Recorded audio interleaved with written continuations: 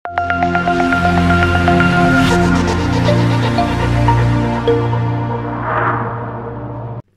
الله الرحمن الرحيم والصلاة والسلام على رسول الكريم. السلام عليكم ورحمة الله تعالى وبركاته, and welcome to Fiqh al-Muamalat online course.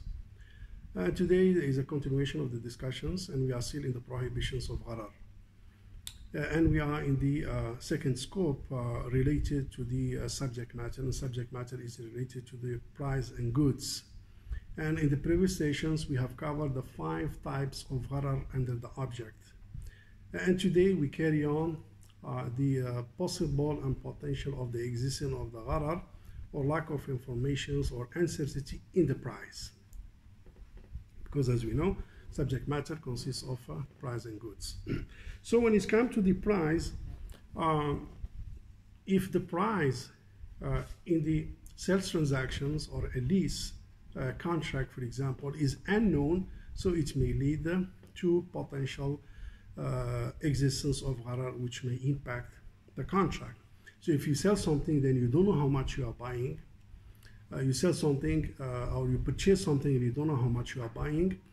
And you sell something and you don't know how much you are selling. That one may impact the validity of the contract, whereby from Sharia standpoint, price should be disclosed, whereby buyer and seller should agree on the price, meaning the type of price, mode of payments, whether is it by check, transfer of money, it could be cash basis, deferred payments, it could be with local currency, with the hard currency, it could down payments, balance later on, which is the deferred payment.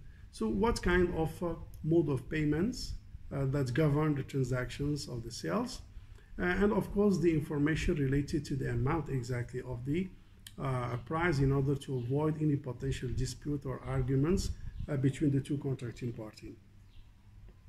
The other also potential gharar that exists in the price, that the price is left to a third party, or the price is left to be determined by the buyers, or left to be determined by the sellers without any kind of pre-arrangements or pre-guidelines or pre-set formula.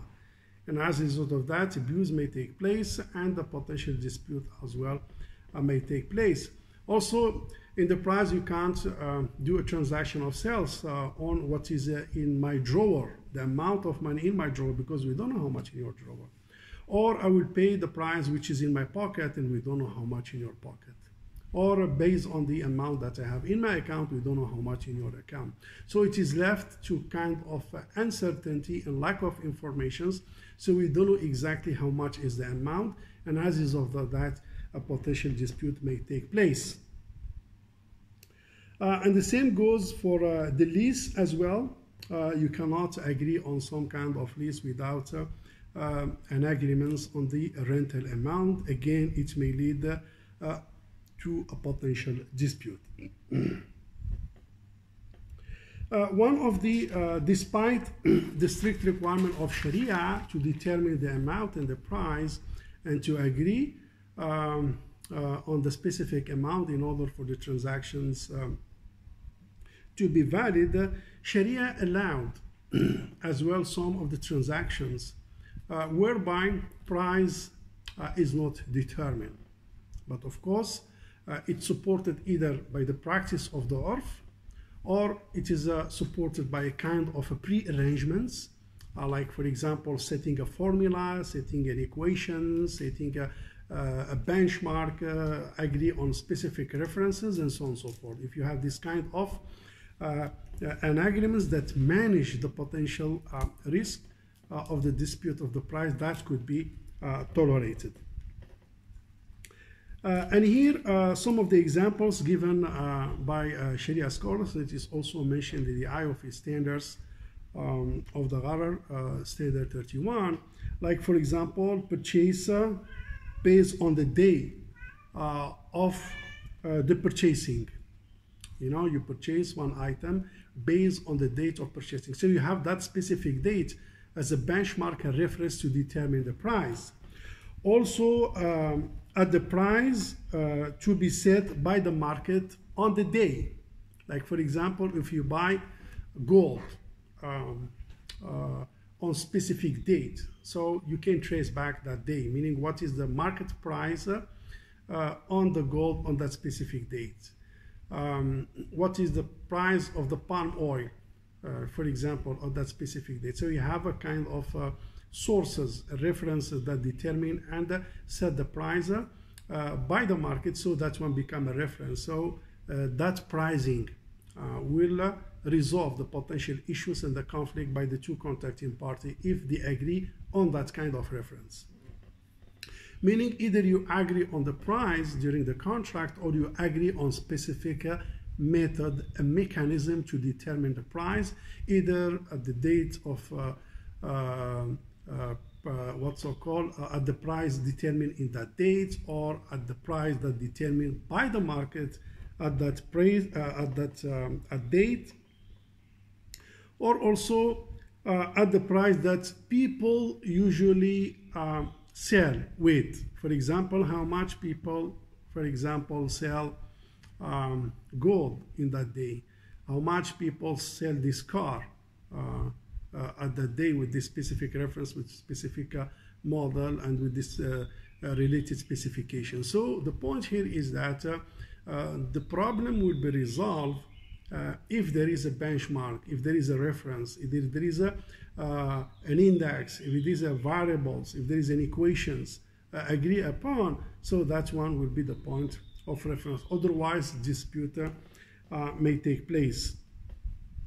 Among this also that allowed also in the IOFI and brought it as an example is Bay'a al-Istijrar. Bay'a al-Istijrar, basically they have different, of course, type of Istijrar, and different school of law have a specific narrations of the determining the type of Bay'a al-Istijrar. But as mentioned by the IOFI, is a kind of a regular purchase, you know, from suppliers without determinations of the price upon the purchase.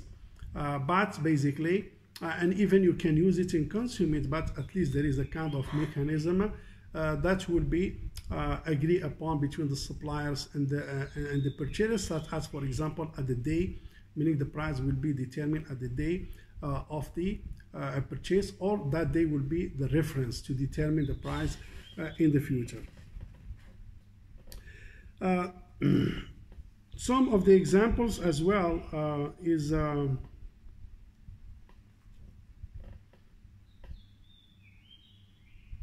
the car, for example, given here as one of the example to monitor the gharar. If you use a car,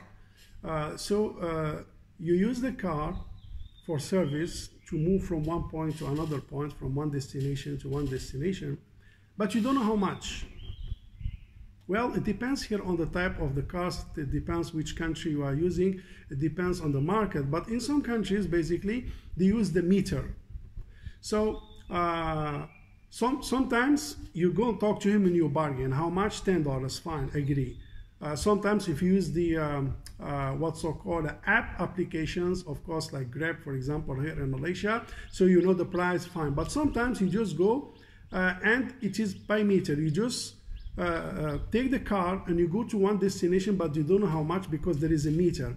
That one is allowed also, even though the price is unknown until you reach the final destination. But here price has been monitored and determined through mechanism of pricing, which is the meter, which is basically regulated and monitored by the regulators and the government agency and so on and so forth. So there is no dispute here. And in addition to that, you have an overall an indication of the amount, how much will be, because meaning that from here to here, roughly I will be within $15 plus minus, depends on the condition of the traffic jam. And when you reach, basically, so the meters will indicate how much you pay. There is a gharar, but that gharar is monitored through a specific benchmark of a specific mechanism to determine the pricing, which is in this case of car is basically the meter.